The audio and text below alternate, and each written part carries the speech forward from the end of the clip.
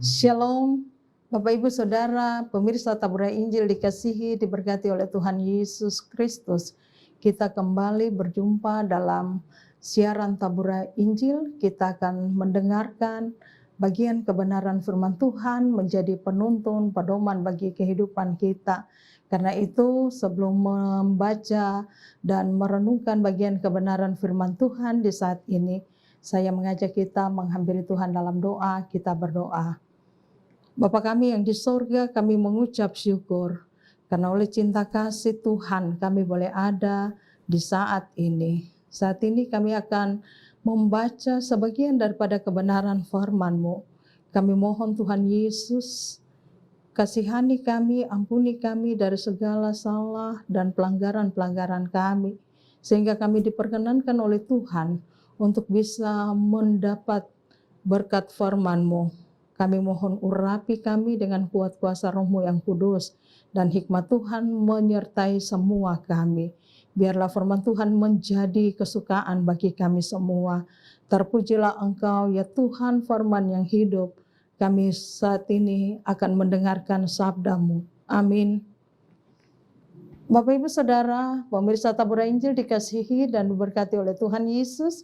Kita akan mendengar satu bagian kebenaran firman Tuhan dari kitab Perjanjian Lama, yaitu kitab Yeremia. Yeremia kita akan membaca dari pasalnya yang ke-10, ayatnya yang ke-2 sampai ayatnya yang ke-6. Berbunyi demikian. Allah yang hidup dan berhala-berhala. Ayatnya yang kedua, beginilah firman Tuhan, janganlah biasakan dirimu dengan tingkah lengkah bangsa-bangsa. Janganlah gentar terhadap tanda-tanda di langit, sekalipun bangsa-bangsa gentar terhadapnya. Sebab yang disegani bangsa-bangsa adalah kesia-siaan. Bukankah berhala itu pohon kayu yang ditebang orang dari hutan, yang dikerjakan dengan pahat oleh tangan tukang kayu? Orang memperindahnya dengan emas dan perak. Orang memperkuatnya dengan paku dan palu, supaya jangan goyang. Berhala itu sama seperti orang-orangan di kebun mentimun, tidak dapat berbicara. Orang harus mengangkatnya sebab tidak dapat melangkah. Janganlah takut kepadanya, sebab berhala itu tidak dapat berbuat jahat, dan berbuat baik pun tidak dapat. Tidak ada yang sama seperti Engkau ya Tuhan, Engkau besar dan nama-Mu besar oleh keperkasaan. Demikianlah bunyi firman Tuhan bagi kita semua di saat ini. Pemirsa Tabura Injil dikasihi, diberkati oleh Tuhan Yesus. Tema yang menghantarkan kita untuk ada dalam perenungan di hari ini, dari bacaan firman Tuhan yang telah dibaca ini, yaitu Tuhan semesta alam Maha Kuasa, yang lain mati. Saudara, apakah ada perbedaan antara kayu dan tukang kayu? Tentu saja ada, kan? Kayu akan terbentuk menjadi sesuatu yang indah, sesuatu yang bagus, bahkan berharga sesuai dengan keinginan dari si tukang kayu tersebut. Saudara pemirsa Tabura Injil yang dikasihi serta diberkati oleh Tuhan. Pada bagian ini kita pun melihat Nabi sedang memberi perbandingan yang mencolok antara Allah dan berhala. Sebab di saat itu Israel sementara ada di pembuangan Babel. Orang Israel dibawa ke negeri orang Kasdim, negeri yang tidak kenal atau negeri yang terkenal dalam hal penyembahan berhala dan juga tahyul melebihi negeri manapun pada masa itu. Karena itu umat Tuhan ini diingatkan agar jangan sampai mereka pun tertular dengan orang-orang di negeri itu. Secara khusus dalam iman dan percaya mereka. Nabi mengingatkan umat Tuhan bahwa sungguh ada perbedaan besar antara Allah dengan berhala yang terbuat dari pohon kayu di hutan. Pohon kayu akan ada tetap di hutan sampai ada orang yang datang memotong dan membawanya dari hutan ke tempat di mana orang atau dalam hal ini si tukang kayu itu kehendaki. Pohon kayu itu kemudian dibentuk dipahat sesuai dengan keinginan manusia atau si tukang kayu tersebut. Setelah terbentuk, kayu itu akan disalut dengan emas dan juga perak untuk memperindahnya dan menjadikannya menjadi benda yang mahal. Agar supaya benda itu bisa berdiri kokoh dan tidak goyang, maka dipakai paku dan palu. Dan kesemua ini dikerjakan oleh si tukang kayu yang tampaknya kayu itu sendiri tidak dapat berbuat apa-apa. Namun ia dijadikan sebagai dewa sembahan yang tidak berkuasa apa-apa. Tuhan juga memakai gambaran orang-orangan yang dibuat di kebun mentimun. Bahkan kita juga bisa melihat di sawah-sawah, orang-orangan ini tidak dapat atau tidak bisa bicara, melangkah. Dan jika ia bergerak karena angin dan ia dibuat dengan tujuan mengusir burung pemakan hasil kebun atau sawah tersebut. Karena itu dia hanyalah benda mati yang tidak hidup dan tidak mampu bergerak. Karena itu firman Tuhan selalu menasihati umat Tuhan untuk janganlah takut kepada berhala-berhala ataupun benda-benda mati ini.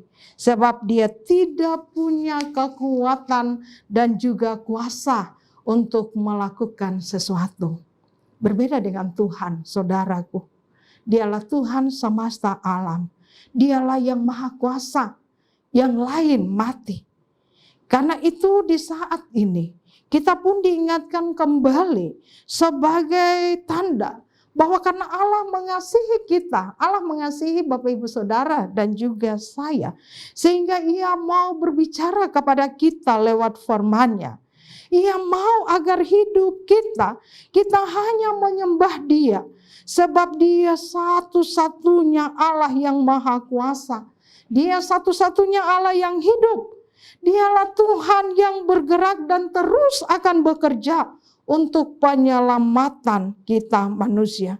Dia mau untuk kita selamat, Bapak Ibu Saudaraku yang dikasihi dan diberkati oleh Tuhan. Karena itu lewat firman Tuhan di saat ini kita diingatkan untuk mari kita hidup dan hanya mau percaya kepada Tuhan Allah saja. Kita mau hidup serta melakukan firman-Nya. Jangan kita menjauh dari Tuhan. Dan jangan kita mau percaya pada ilah-ilah yang lain.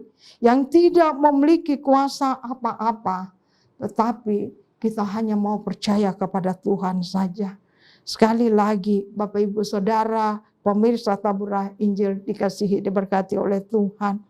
Mari kita mau hidup sesuai dengan firman Tuhan. Agar keselamatan itu menjadi milik kita. Karena itulah yang dikehendaki oleh Tuhan. Tuhan rindu untuk saya, Bapak Ibu Saudara, kita selamat. Mau selamat? Mari hanya tetap percaya kepada Tuhan saja. Hidup dalam takut akan Tuhan. Hidup dengan melakukan firman Tuhan sebagai tanda ketaatan kita kepadanya. Sebagai tanda kita mengasihi Tuhan. Amin. Mari kita berdoa. Kami bersyukur, Bapa, karena cinta kasih-Mu, hari ini Tuhan berbicara kepada kami kembali. Untuk kami boleh ada dalam persekutuan dengan Tuhan. Untuk kami tidak salah memilih. Kalau kami mau hidup kami diselamatkan, kami hanya harus percaya kepada Tuhan Allah sebagai satu-satunya Allah yang hidup. Allah yang berkuasa atas seluruh ciptaan Tuhan yang ada ini. Kami mohon Tuhan karuniakan kepada kami Roh Kudus-Mu. Kami mohon berikan kepada kami kekuatan dan kesanggupan. Supaya firman Tuhan ini tidak hanya memberikan penyegaran, kepuasan pada setiap pendengaran kami. Tapi lebih daripada itu, sebagai anak-anak Tuhan, milik kepunyaan Tuhan, kami pun dimampukan untuk kami boleh hidup berjalan sesuai dengan firman-Mu. Terima kasih ya Tuhan, sempurnakanlah firman-Mu bagi semua kami.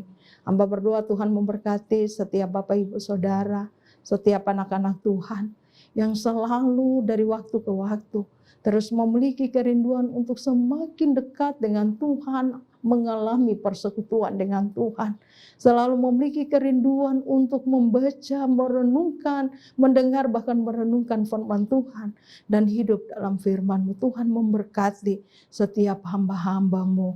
Mereka yang sakit, Tuhan Engkau memulihkan. Mereka yang ada dalam tekanan-tekanan hidup karena beban gumul yang dihadapi, kuatkan dan hiburkan mereka. Angkat segala beban pergumulan mereka supaya sukacita yang sempurna dari Tuhan menjadi bagian dalam kehidupan mereka. Kami yang diliputi oleh sukacita, kebahagiaan, kedamaian sampai saat ini, sempurnakanlah ya Tuhan segala kebahagiaan yang kami miliki. Satu hal, hikmat Tuhan menuntun kami untuk percaya bahwa kebahagiaan yang sesungguhnya adalah ketika kami hidup dalam takut akan Tuhan. Bapa di sorga, hamba juga berdoa Tuhan memberkati kehidupan bangsa dan negara kami, berkati pemerintahan mulai dari pusat, tapi juga kami yang ada di daerah, hamba-hamba-Mu yang Tuhan percayakan untuk memimpin setiap umat Tuhan di negeri ini. Tuhan memberkati juga gereja Tuhan dalam segala tugas, panggilan, pelayanan. Setiap hamba-hamba Tuhan, Tuhan memberkati. Terima kasih untuk semua hal yang telah Tuhan kerjakan dan karyakan dalam hidup kami. Ampuni salah dan dosa kami. Dalam nama Tuhan Yesus Kristus, kami percaya bahwa berkat kasih karunia dan damai sejahtera dari Allah Bapa, Tuhan Yesus dan Roh Kudus senantiasa menyertai dan memberkati kami semua, mulai dari sekarang ini sampai selama-lamanya. Amin. Demikianlah pemberitaan firman Tuhan pada saat ini.